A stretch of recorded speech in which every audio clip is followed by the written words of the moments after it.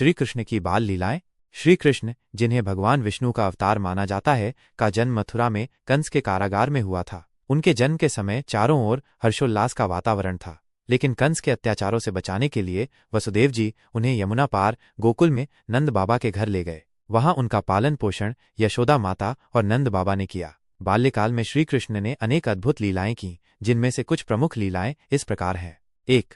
पूतना वध। कंस को जब यह पता चला कि उसका वध करने वाला बालक गोकुल में है, तो उसने पूतना नामक राक्षसी को भेजा। पूतना ने सुंदर स्त्री का रूप धारण किया और कृष्ण को विषैले दूध से मारने का प्रयास किया, लेकिन बालक कृष्ण ने उसे पकड़ लिया और उसका प्राण हर लिया। इस प्रकार श्री कृष्ण ने जन्म के कुछ ही दिनों में अपने शत्रुओं का नाश करना प्रारंभ कर दिया।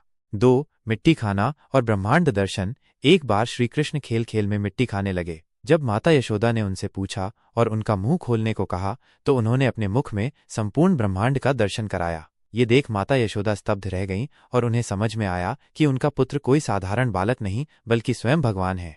3. माखन चोरी लीला। श्री कृष्ण को बचपन से ही माखन बहुत प्रिय था। वे ग्वाल बालों के साथ मिलकर गोपियों के घरों में माखन चुराने जाते थे। जब गोपियां माता यशोदा से उनकी शिकायत करतीं, तो वे भोलेपन से अनजान बन जाते। इस लीला के कारण उन्हें माखन चोर भी कहा जाता है।